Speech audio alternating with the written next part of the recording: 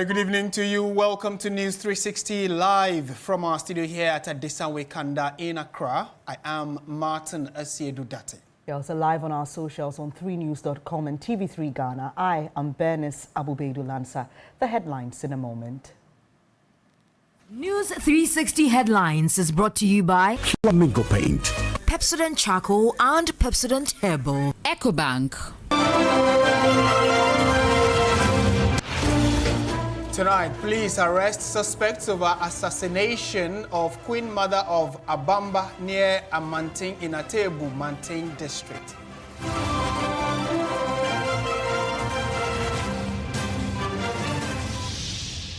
Also coming up, minority warns government against new taxes in mid-year budget amid government's claims of economic recovery and national reset.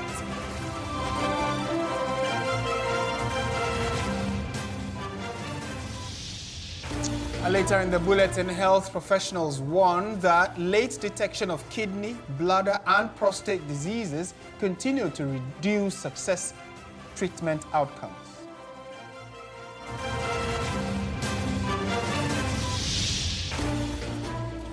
And in business tonight, the Vice President pushes stronger local capital markets as government rules out immediate return to the international capital market.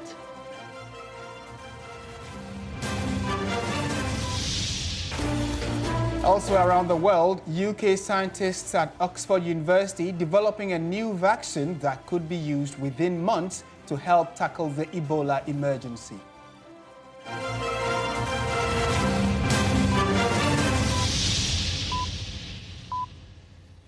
We have details of all these stories and more, including business, sports and entertainment. Do be a part of the show. Let's hear from you on the stories we have for you tonight.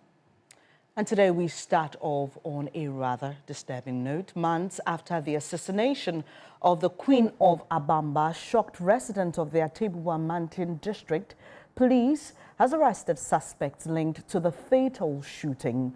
Investigators say sustained intelligence operations led officers to the hideout of the suspect accused of gunning down Nana Sewa Asama Kumajan at her residence in February.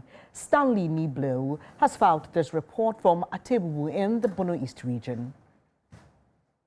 February 25, 2026, the Queen of Abamba near Atebubu in the Atebubu Amantin district, Nana Sewa Asama Kumajan, was found in a pool of blood at a residence.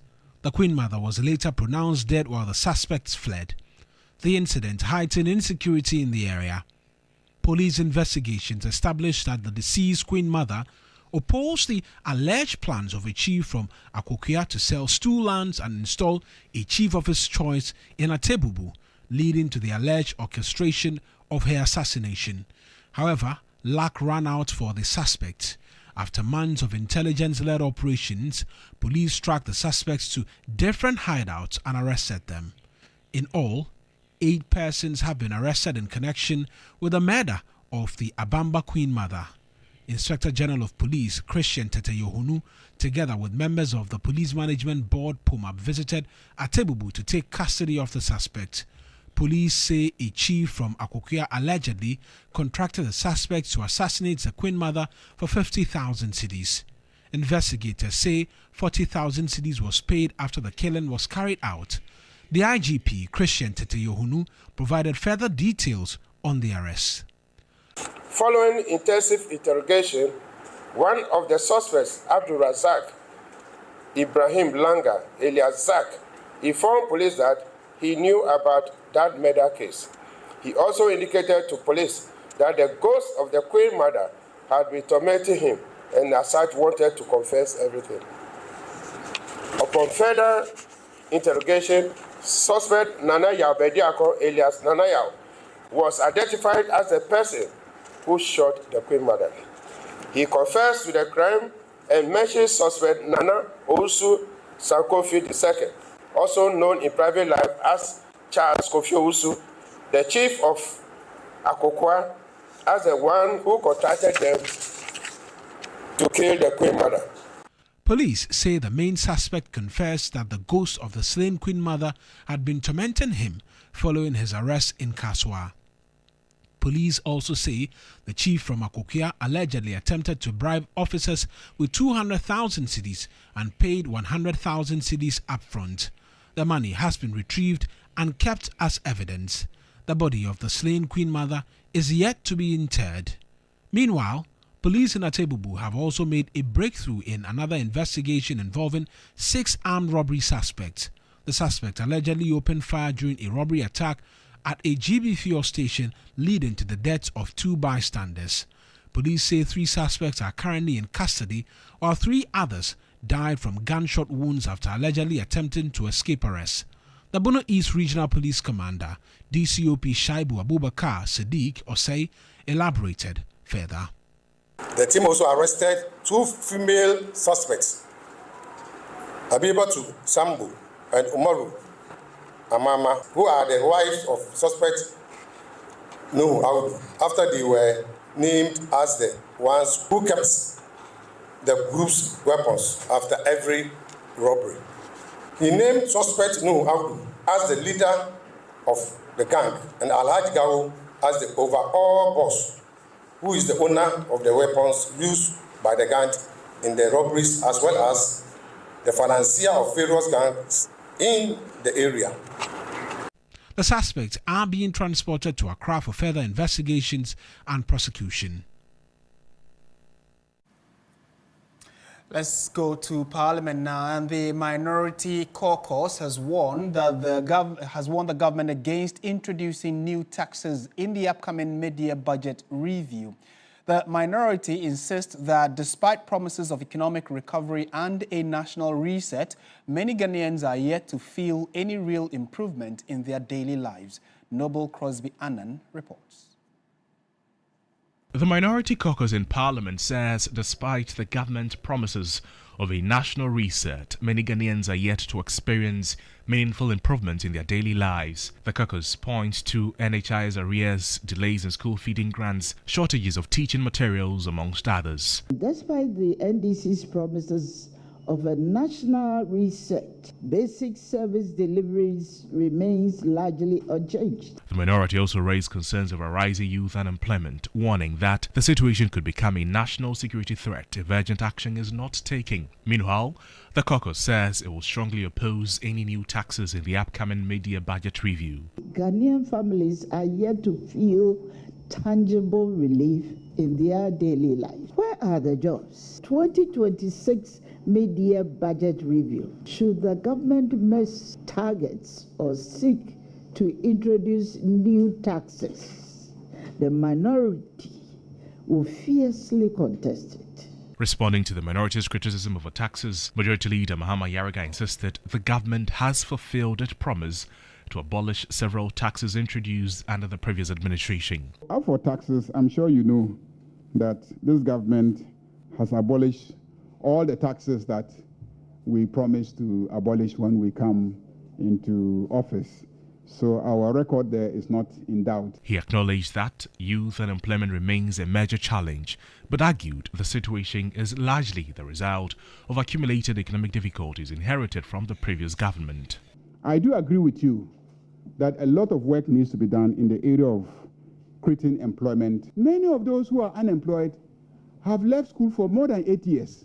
So what you see today is not a creation of the last 1.5 years. But we have taken over the reins of government, and it is our responsibility to make sure that we fix the economy so that the economy will employ these young people. On the delay in the passage of the anti-LGBTQ bill after it was brought up by the minority, the majority leader explained that the delay in considering the legislation is linked to plans to introduce a community service bill. The anti-LGBTQ bill, despite strong bipartisan public support and the NDC's own campaign commitments, was not brought to a final vote in 2025. The minority finds this delay deeply troubling. We are prioritizing the community service bill so that immediately it is passed, then there's a basis for some amendments in the Family Values Bill to include community service as part of the penalties. do some more stories now on News 360. Now, residents in the Savannah region are scrutinizing contractors working under the Big Push agenda. They are demanding nothing short of quality roads that meet timelines. As President Mahama commences his Reset in Ghana tour of the region, a key feature of his inspection includes monitoring the progress of work on government projects in his home region. Kamala Kluche has the following report. President John Mahama returned to his home region, Savannah, for the first time after several months. His Reset in Ghana tour offers an opportunity for him to bring the administration of state to the doorstep of the 16 regions.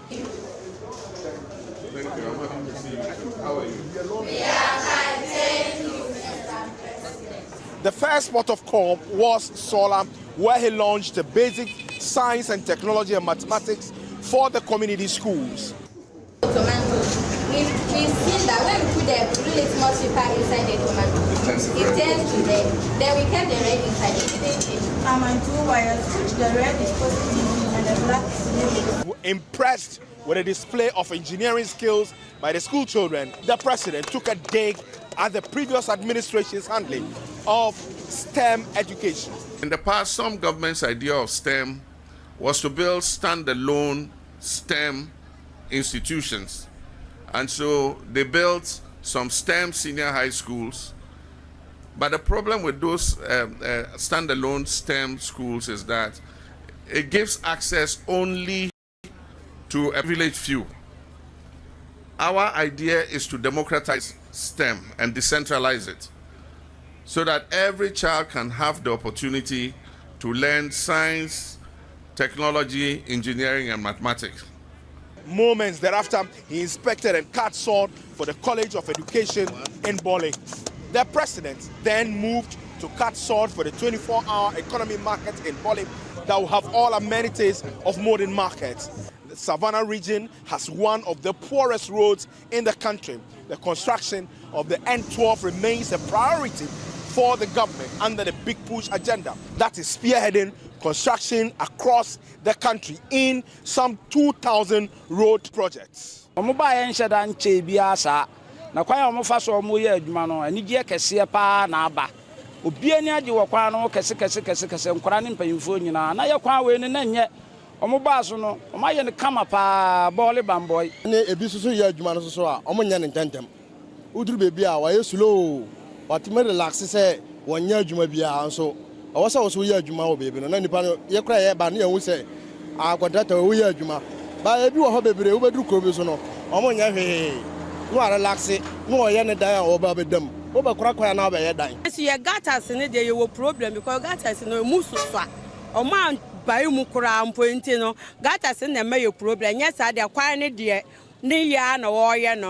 is a second phase that we are scoping, and it will be announced by the Minister of Finance when he presents the budget in November this year to Parliament. And I can assure Konra, Kalbaura, and my fathers that your roads are contained in the Big Push project for next year. So you hear it, it will be announced in the budget in November, and early next year we'll have the contractors on the ground working on the roads. Kamala Kluche, TV3 News, Tinga, Savannah region.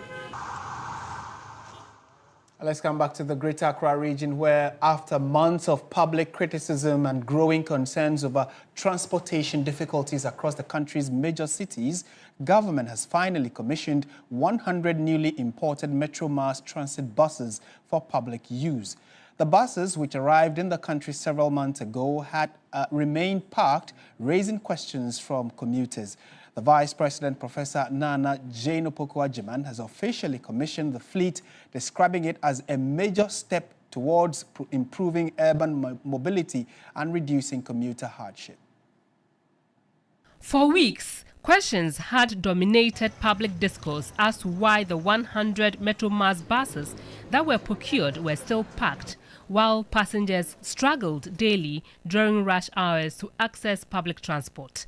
In cities such as Accra, Kumasi, Takoradi and Tamale, the transport burden has become a daily reality for thousands of workers and students. At a ceremony on Friday, May 22, the Vice President, Professor Nana Jane Opoku-Agyeman, officially commissioned the 100 buses into service. We expect future procurements to increase local content and create more opportunities for Ghanaian technicians and engineers and for local manufacturing and assembly. She said the buses will be deployed to support night transport operations, particularly for shift workers and late-night economic activities, with routes expected to be determined based on demand and commuter feedback.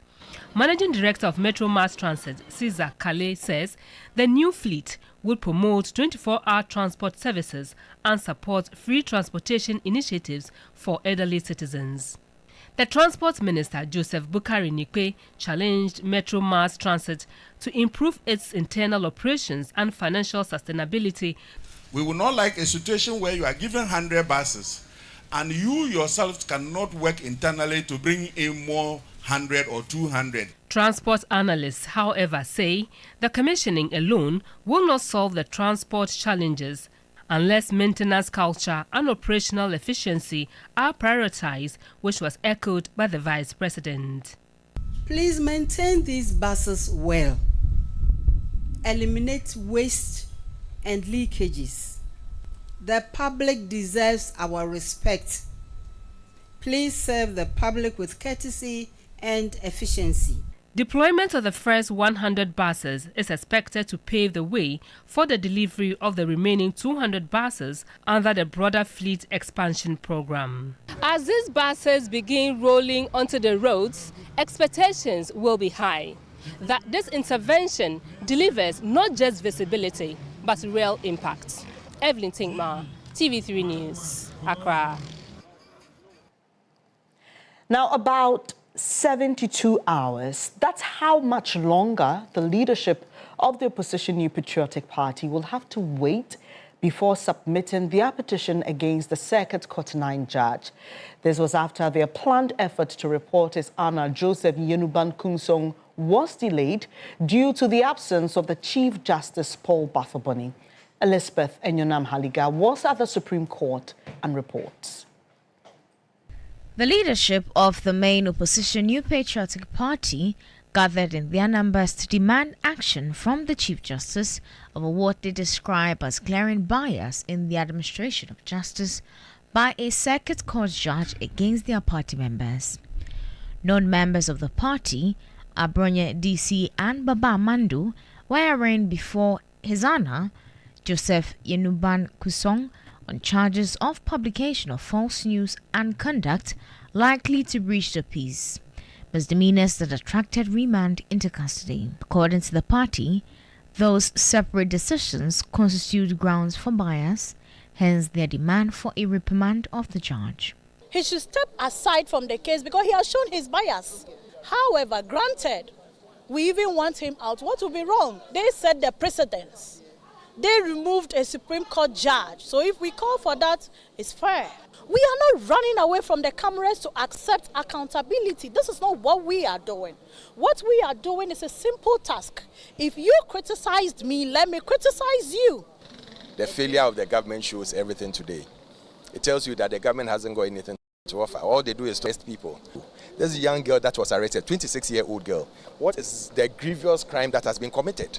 I mean, what can she do? Can she kill anybody? I don't think she can even kill a fly. But look at how she's been treated. But after over an hour of waiting, the party leadership was told they would have to return to the Supreme Court on Monday to officially register their protest.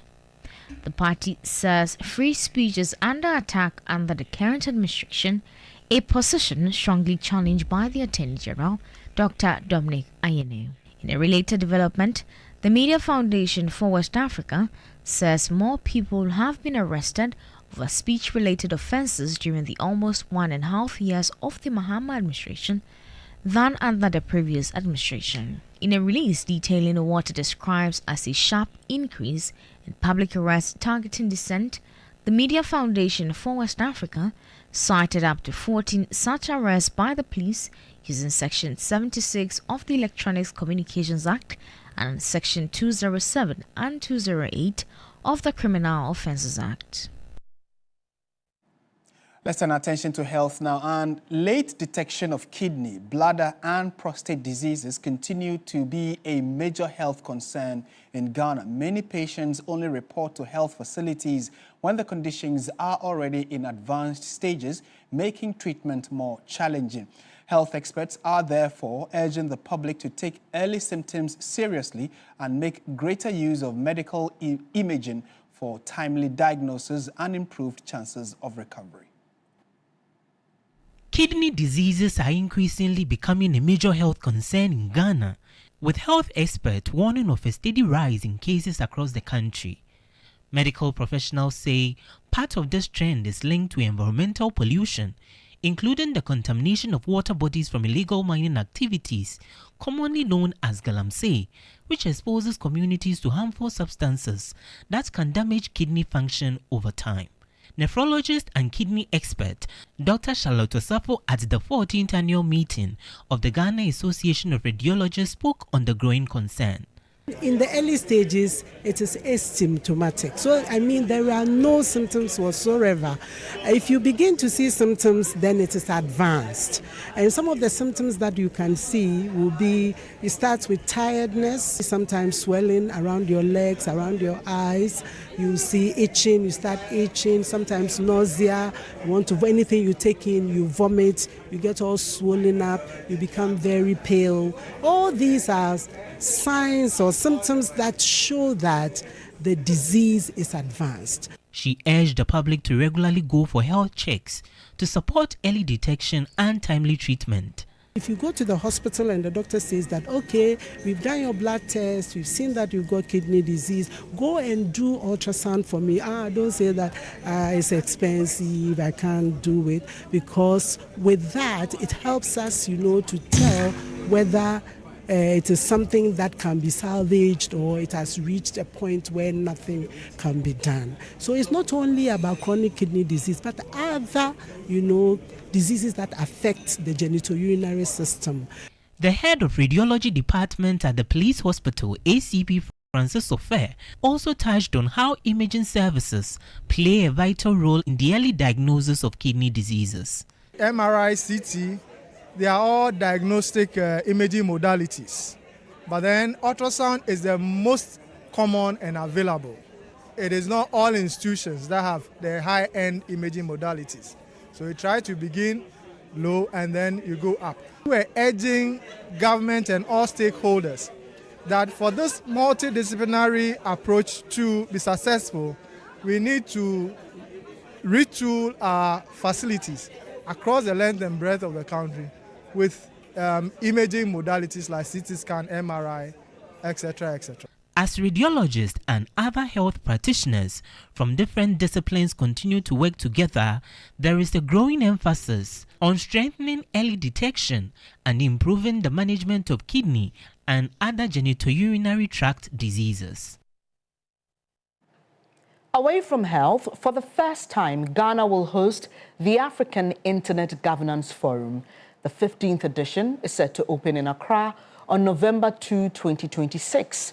Now, with Africa's internet use still below 40%, Communications Minister Samuel Nati George says this forum comes at a critical time. Well, the digital space is changing fast. More than 5.8 billion people are now online, but the gap remains wide, especially in Africa. Internet use on the continent stood at about 38% in 2024, while millions still remain excluded from meaningful digital access. For Africa, the issue is no longer just about using technology, but about having a voice in the rules, safeguards and opportunities that shape the digital future. It is against this backdrop that Ghana is preparing to host the 15th African Internet Governance Forum. Ghana proudly hosts this important continental forum here in Accra from the 2nd to the 5th of November 2026. under the theme Advancing Africa's Digital Future Through Innovation, Inclusion, and Trust. Across Africa, digital technologies are reshaping economies, governance, education, trade, and daily life. Artificial intelligence, digital infrastructure, cybersecurity, data governance, and platform regulation are no longer peripheral concerns.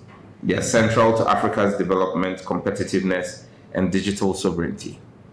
Speaking at the launch of the program's organizing board, Minister for Communications, Digital Technology and Innovations, Samuel Nate George, said Ghana's hosting of the forum positions the country as a beacon of digital governance in Africa. Ghana looks forward to welcoming Africa, a global digital community, to Accra in November 2026, where we'll put on our proverbial Ghanaian hospitality. Together, let us build an Africa where digital transformation advances innovation, opportunity, resilience, inclusion, and trust for all. He says, as artificial intelligence, cybersecurity, and digital rights reshape the world, Ghana's role as host gives Africa a stronger platform to influence the rules and opportunities of the digital future. And residents of Vineyard near Malam and parts of La Paz are counting their losses after a little over an hour of heavy rain triggered flash floods in the area. Several homes were submerged as floodwaters swept through the community, forcing residents to rush to save their belongings and move to safety. Roads became difficult to access as gutters overflowed and water levels rose rapidly, leaving some vehicles stranded. Some residents blamed poor drainage and choked gutters for worsening the flooding situation, calling on city authorities to urgently desilt drains ahead of the peak rainy season. No casualties were recorded or are officially noted, but residents fear more flooding if the rains continue in the coming days. Now, authorities are yet to assess the full extent of the damage caused by today's floods. And I mean, a number of you, I'm sure, either now getting home or still on your way. Those of you watching us on social media, on your phones, today's rains were quite heavy. It was in many parts of the capital, and we are just praying that we do not record any casualties. However, going forward, we need to start preparing for moments like this. So watching News 360, we're taking a quick break. We'll be back with business, sports, and entertainment. Stay with us.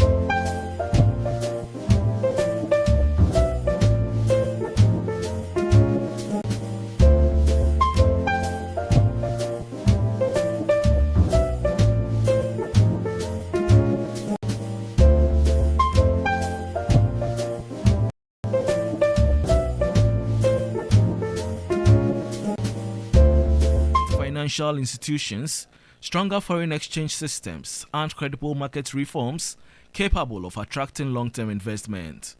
Professor Jane Nana Opoku-Agyeman noted that rising debt burdens and geopolitical tensions continue to reshape investment flows and financing conditions for emerging economies. Ghana holds this Congress at a time when our own financial markets are evolving. We recognize the need to deepen domestic capital markets, strengthen the foreign exchange market, improve market transparency, support long-term investment, and build markets that meet the needs of both users and investors. She also stressed the importance of expanding local currency financing and improving transparency within Ghana's financial markets. Elevating markets by strengthening trust. Innovation and competitiveness will rest on transparency and respect for the rules. Governor of the Bank of Ghana, Dr. Johnson Esiama, made the case for the strengthening of interoperability across Africa. You know about a lot of efforts that have gone on to promote trade across the sub-region. What is lagging behind is the payments and settlements, aspects. Someone says it is cheaper, for example, to send money across the oceans than it is to send money to another countries within the sub-region. Meanwhile, Deputy Minister of Finance Thomas Nyakwampim has reiterated government's commitment to macroeconomic stability after the successful completion of the IMF Extended Credit Facility Program. Last 17 months, Ghana has undertaken one of the most significant macroeconomic adjustment and recovery programs in its recent history. Supported by the IMF and anchored on difficult but necessary reforms, government has focused on restoring macroeconomic stability, rebuilding investor confidence, strengthening public finances, and protecting the foundations of long-term growth. These reforms were to stabilize the economy, restore credibility, strengthen market confidence, and reposition Ghana within an increasingly competitive global economic environment. We'll end the segment with updates from the forex and commodities markets. I am Minu Afo.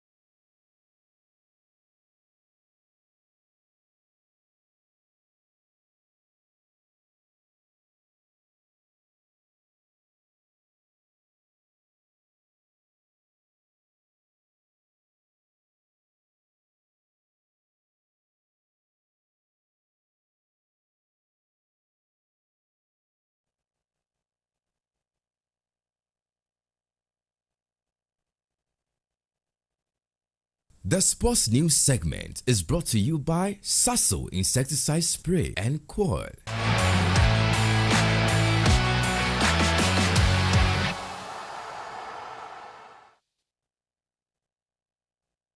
Hello, good evening and welcome to the sports segment here on News360. My name is Bill Ishen. Now, the battle for survival in the Ghana Premier League has reached its concluding point, with Nations FC, Swedru All Blacks and Young Apostles vying to stay at the top flight competition for one more season. My colleague Mutala Yakubu takes a closer look at the fight for survival ahead of the final game week. It's the final lap of the Ghana Premier League this weekend. We know that the title has already been wrapped up by Mediema, but we do not know which team would be joining Ho United and 11 Wonders to be relegated. As it stands, 3 teams are in danger: Swedru All Blacks, Young Apostles, and Nations FC. Now here is the dynamics. Swedru All Blacks are playing their final game against Asante Kotoko, which is a must-win game for them at the Baba Yara Sports Stadium. Should they fail to win and Young Apostles and Nations FC win their games, it means that Swedru All Blacks will be going back to Division 1 after struggling to qualify into the Premier League, where they spent 16 years, and they will be going back so soon. For Nations FC, it's a must-win game for them against Karela in Tamale, because if they fail to win and All Blacks get a draw even against Asante Kotoko, All Blacks will be staying in the league and Nations FC will be relegated. Not much is being said about Young Apostles, who also need a win themselves, but they are playing home against Samatex and usually have the Winchi get the win. So it's more or less between All Blacks and Nations FC. It's must-win games for them this weekend. Nations must defeat Karela in Tamale, and All Blacks must find a way to defeat Asante Kotoko, also at the Baba Yara Sports Stadium. But should both games end in a draw, because All Blacks currently have 42 points and Nations have 41 points, it means that Nations will go down. So for Nations FC, no option for them than to win and hope Kotoko will do them a favor against All Blacks. Now, Desmond Ofair will lead the Black Stars in Friday's international friendly against Mexico in Puebla. The friendly against Mexico forms part of the Black Stars build-up to the 2026 FIFA World Cup. Ghana have been drawn into a challenging group featuring Panama, England, and Croatia for the tournament. The friendly will help their technical team finalize a 26-man squad for the global tournament scheduled to kick off on June 11. An official statement from the Ghana Football Association has explained that the assistant coach is leading the national team into friendly following head coach Carlos Queiroz's absence due to personal reasons. Now, Desmond Ofair has overseen the Black Stars preparations since the team arrived in Mexico and will now step into the lead role for the highly anticipated encounter.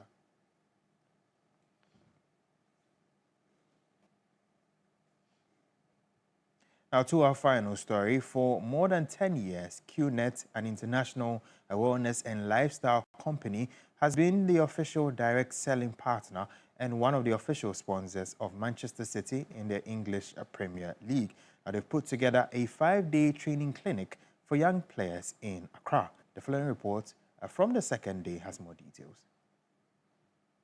QNet's unique corporate social responsibility project, 25 promising young male and female Ghanaian footballers aged 8 to 11 participated in the QNet and Manchester City Football Clinic on Friday. Under the guidance of world-class coaching staff from Manchester City, the clinic is expected to run until the 24th of May, allowing young players to receive professional and world-class coaching and mentorship. Excited by the application on show by the young players, Senior Manager of Programs at Manchester City in the United Kingdom, Christian Mahon, outlined the goal of the clinic. The main goal of the clinic is to provide opportunities for players to understand how we do things at Manchester City, really connect with players here in Ghana and really give them a broader understanding of what beautiful football is and hopefully develop the game. The sessions have been going really well so far and we're really happy to be working with the players. Meanwhile, Deputy Regional General Manager of the Sub-Saharan QNet African region, Sharif Basiru Abdullah Issa, emphasized the importance of the clinic. Yeah, it's an amazing opportunity that is part of our relationship, our long collaboration with Man City, and it's also part of our commitment to give more opportunity to the youth in Africa. The main goal for us is really to give back to the community and more specifically to the youth, because we are really interested in growing these youth and helping them, equipping them with all the tools to become leaders and also to help them achieve their dreams. As Manchester City continue to dominate in the Premier League, the foundation is being laid for the next generation. That's it for the sports segment here on News 360. My name is Bill Ishen. Over to you, Martin. Thank you very much, Bill. Now, a new trend of people ripping off the cover of their mattresses to see what it actually was made of is emerging after the Ghana Standards Authority shut down 4 mattress manufacturing companies for using medically unapproved materials. While the trend continues, many are unaware of the health risks associated with the use of these mattresses. Benis Abubedu Lanza has more. Of 4 mattress manufacturing companies at Afienya has led to a trend. 4, 5, 6. But beyond the laughter and discoveries made by these consumers lies a matter of serious health concern. Some may argue that people sleep on bare floors or mats, and so, aside from the fact that they've been quote-unquote scammed into buying these products when they thought they were purchasing standard mattresses, there really is nothing to worry about. Here's why they are wrong. The Ghana Standards Authority, GSA, says the unapproved chemical mixtures used in these mattresses failed all standard quality and safety tests. They are produced from polystyrene and unapproved polyethylene derivatives instead of the legally and medically approved foam-based polyurethane. A 1991 study in the New England Journal of Medicine identified that polystyrene-filled cushions and mattresses could lead to airway obstruction and carbon dioxide rebreathing, posing a fatal suffocation risk for infants. This is because when body tissues are deprived of adequate oxygen to function properly, sudden and unexplained death can occur. For adults, experts warn that sleeping on these mattresses can cause severe respiratory distress. That's a life-threatening emergency, spinal degradation due to inadequate orthopedic support, and skin allergies.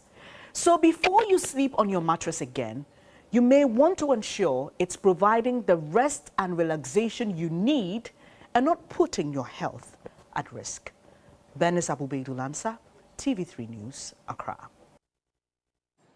Right, stay with us. We have the latest in the world of international news after this break. Stay with us.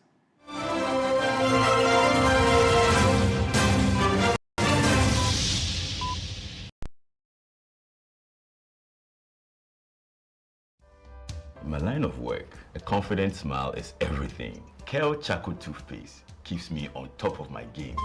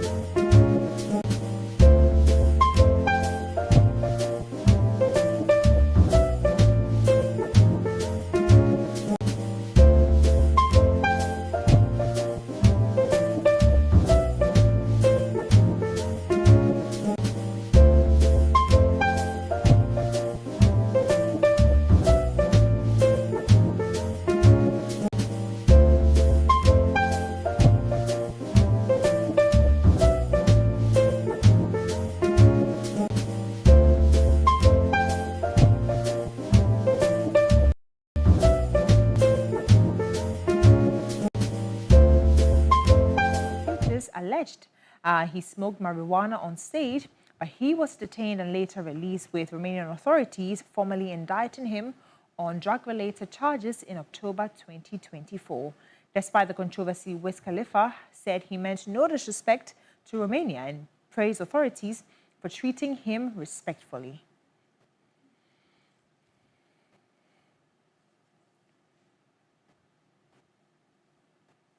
And now to some more stories. Oscar-winning actress Lupita Nyong'o has defended her casting as Helen of Troy in the Odyssey, saying critics should remember the film is based on mythology. The actress said she supports director Christopher Nolan and his vision for...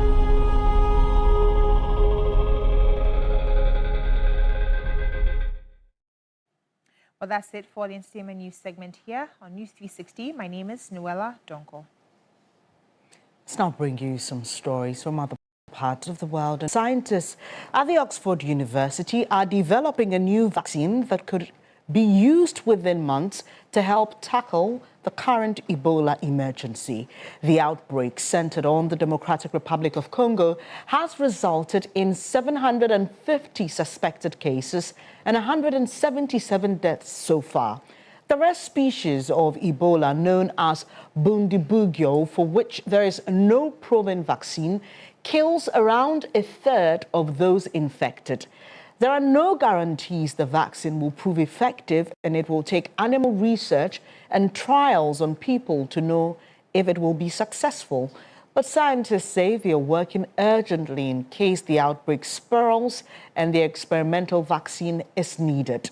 The risk from the current Ebola outbreak has now been upgraded from high to very high in the Democratic Republic of Congo by the World Health Organization. In the wider region, the risk is also now considered to be high, but it remains low internationally. This comes after the WHO declared a public health emergency of international concern on Sunday, when it stressed the outbreak was not a pandemic.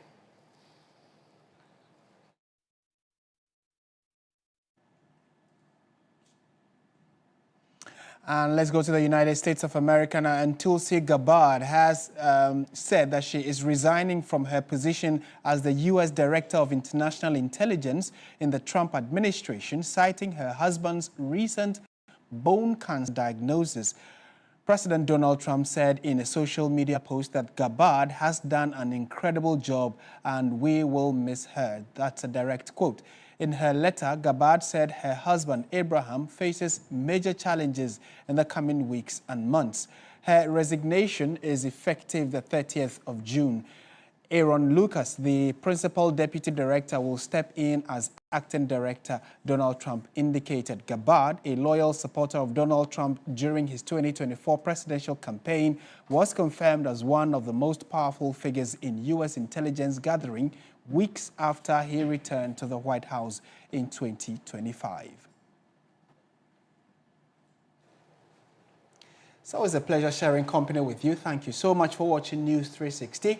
My name is Martin Asiedu-Date. And you can stand by for more updates as well from our socials. We are 3news.com and TV3 Ghana. Thanks for your company once again. I'm Bernice Abubedu Lansa. Have a good night.